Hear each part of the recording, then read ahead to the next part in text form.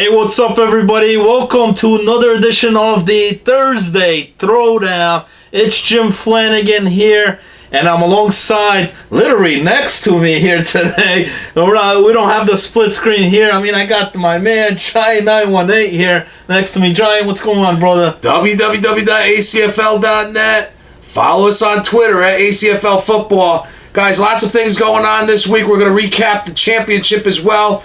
Kind of a snooze fest as well. Also, JT is starting an indoor league at the Sportsplex in Metuchen, New Jersey. He's trying to get enough teams and hopes to start around July 10th or July 12th. So please contact JT if you are interested. This is the Sportsplex in Metuchen. Please do not contact them. He is the man. He is the expert. He is the one who to contact regarding this. There's obviously air conditioning indoors for this. Trying to get a feel if we could get a field enough teams over here in Metuchen, Flanny. All right, we got more on that. That's ACFL South Indoor. Speak about indoor. We got some stuff about the West Rock Indoor Championship game. Did not happen again. We'll explain to you guys why. But championship that did happen was in the ACFL South. Both Giant and myself were down there. We had some pre-game, post-game interviews, and we just came back after doing some play-by-play. That video will be up tonight, along with this Thursday Throwdown show. Giant, let's start off with West Rock, man. West Rock indoor facility there. It was supposed to be a championship game. Now, the game was not played. It got moved because they did not have, JT did not have the field time for that championship game. Had to be moved. And once again, it's moved again. There's injuries there. Both quarterbacks of both the Express and Second Gen. How is that going to impact the championship game? We'll talk about that here in a bit. But Giant, it basically here in the West Rock, they had 5 teams. Now, it works out good as far as matchup-wise, because each season, whether it's in the West Rock, whether it's the South, whether it's 8-on-8, they play 8 weeks, and then they play the playoffs. So with 5 teams, it works out great. You play each team twice. But the problem is, with 5 teams also, you got a team that's not playing any games. So you got buys. And with 5 teams, not only 1, but you get 2 buys on here. So unless they played Tuesday nights as well, or they did some double headers, you have 10 weeks instead of 8, plus 2 weeks of playoffs. Now you're talking about 12 weeks. So what happened? It went into June on here, late June. And, they didn't have the field there. The facility was not there. And then now all this injuries, Giant. Hopefully next week we finally going to get this championship. Yeah, and it's sad because, this was the first time we did it in the spring, I believe, the indoor league. It was so successful in the winter as well. Once again, it's a controlled climate in there. So it's much more effective. It's much more easier for guys. And a flag is very interesting as well. You need a lot of talent. There are lots of guys juking and stuff like that. Very fun stuff, but it's taxing when there are 2 bye weeks and you get into scheduling errors as well. This is not the only league that they play there as well in these indoor facilities, so they're doing lots of other things as well. Hopefully we could wrap this up next week, Flanny. Yeah, and we're looking forward to it. Giant918 was going to be there. We're still hoping to do that. We'll keep you guys posted on when the game. I believe it's next week. The schedule should be up on that momentarily by JT once they get the times and everything's sorted through.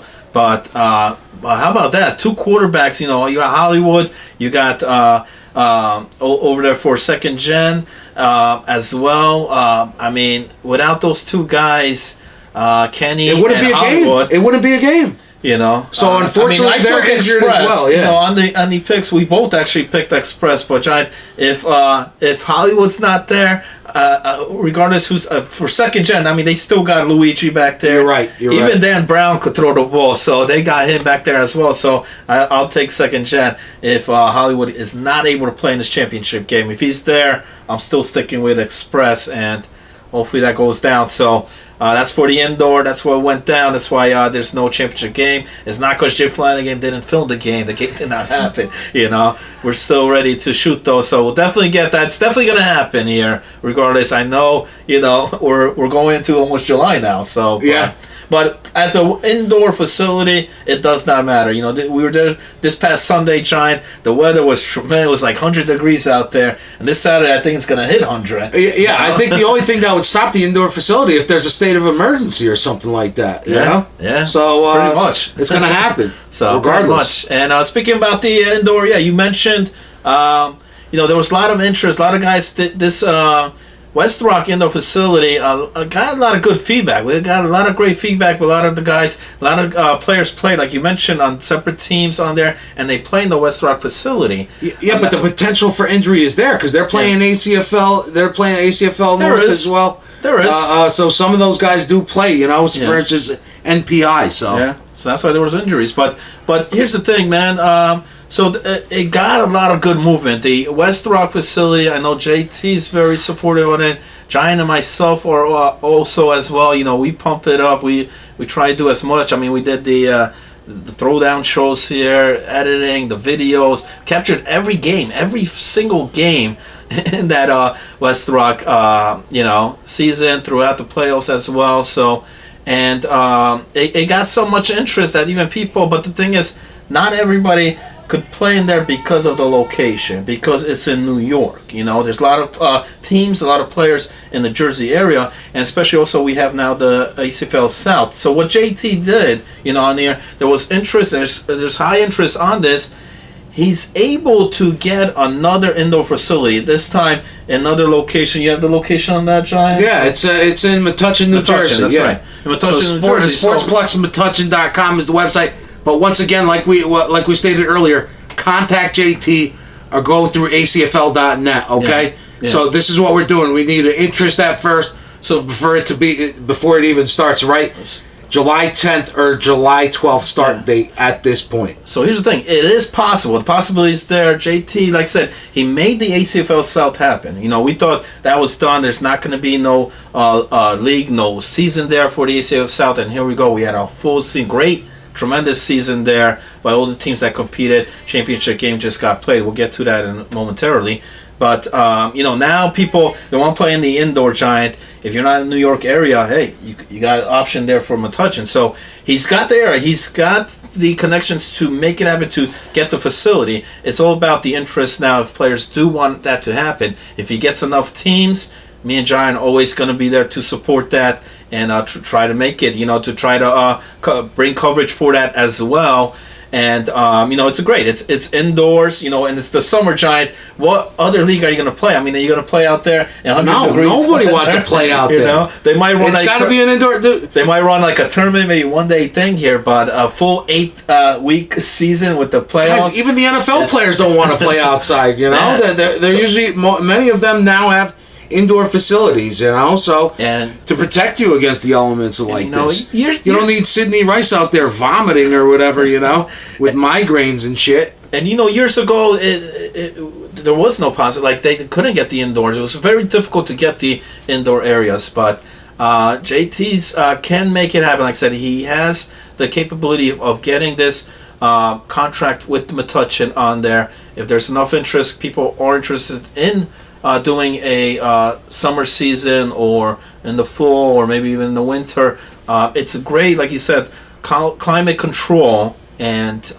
it's the only option, especially in the summer, if you want to play ball. So if you don't want to wait till the fall, you got the West Rock facility and now Metuchen. So that's great news, great for the league, for the players. And, if interest is there, JT will make it happen. I guarantee you that. Yeah, no question about that. All right, so what else we got on the agenda? So that's the indoor, and we're going to briefly talk about the South Giant. We were in a championship game there. It was between the Jokers and the 10-yard fight. Number 1 against the number 2 team. Both teams came in with a 6-2 record on their 10-yard fight with the regular season win. Had the head-on-head advantage, so they were the number 1 seed. But Giant, man, I mean, we did the play-by-play on this. You were there with me as well. We were there live. Did a lot of interviews there, which came out great. Can't wait for you guys to see this. The footage on there is just tremendous. Tremendous work on the whole editing part, voiceover and all that. But the game, Giant, talking about the game here, not much of a game here. The Jokers came in this one, Giant, right off the bell there. First play of the game there, their offensive drive, touchdown, and they just they had a field day. Yeah, it was about a 50-yard bomb from Omar, and absolutely the right call, giving him the MVP. And that's how they started off on offense. Yeah. And the other thing is that 10-yard fight could absolutely not sniff a defensive stop throughout the entire game. And as I mentioned in the game, it was pretty much just a bloodbath and a massacre the entire game. You thought, before the end of the first half, they finally, 10-yard fight finally gets on the board. And to end it, they end up calling a timeout that doesn't exist. Yeah. So they go for a 2-point conversion. Critical. And because of the delay of game, because of the imaginary timeout that they didn't have, they got pushed back another 5 yards, 15 yards to get the 2 points. And it didn't happen. You knew that was pretty much it over there, because not only that, but the Morris Jokers, they received the ball second half. Yeah, I mean it hurts when you just scored a touchdown and then you come up with a play like that. Second half, it was a 2-score game still, but the problem, like you mentioned, it was this defense trying to stop them. 10-yard fight had some good offensive drives. They came up short on a couple of them, which hurt. But they did put up 15 points on there. Big Al made a great defensive play and getting that safety. They scored a touchdown with Brett. But after they got the 15 points, what happens next? Here comes the Jokers and a touchdown. So they couldn't find a way to stop. It seemed Omar was on fire with the throws. And no question. And then when he just his receivers were crazy too, Sean. When he just had to throw the ball, the jump balls, they got them all too. Yeah. So, Sean was kicking the ball as well on the kickoffs too. Everybody had a hand in that game. Chris even had 2-point conversion, and their team is not deep. They don't have substitutes or anything. 6 guys. So Omar's still playing on defense, which I think is absolutely scary. You don't want anything to happen to him. But he did tremendous. And it looked like the number of knocked balls, besides he got a couple of he knocked a couple of balls down to him and Chris. So those guys were reading Kevin the entire game, and it was just absolutely ownage. At the end, the final score, I got the score wrong on the video. I apologize. 42 to... I lost track. 42 to 15. Yeah, we were asking the referee. Shout out to the referees as well. Paul and who's Mike. And Mike. Out there. Great so job shout out to the refs too. Fantastic referees. Only one flag, but it ended up being canceled anyway because of a touchdown once again. Clean game, but absolute massacre. Kind of a snooze fest. We're hoping for something different up at West Rock, Flanny. Yeah, definitely. So that does it for the ACFL South. Jokers are your spring 2018 champs on there. Congrats to those guys. You could check out on the website. There's highlights. Got the game footage now, the full game on there. Plus, I also threw in a whole roundup of the entire playoffs. That's right, the entire playoffs. Every game there from round 1 through the semis through the finals. All the highlights on those posted as well. So, plus the Thursday Throwdown show.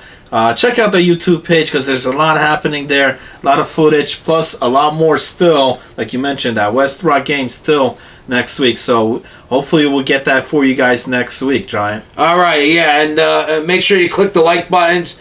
Make sure you guys please subscribe. And tell your lazy-ass brothers and sisters and nephews and cousins to get up off their ass and start playing some outdoor football, some indoor football, because we got some facilities available this summer, and it's going to be blazing hot with Jim Flanagan and Giant 918. That's right. Only way Giant and myself bring it to you guys here. ACFL.net, Atlantic Coast Football League. On behalf of Giant 918, Jim Flanagan here. Another edition of Thursday Throwdown. We'll try to see you guys next week with the coverage of the West Rock finals there between Second Gen and the Express. See you soon, guys.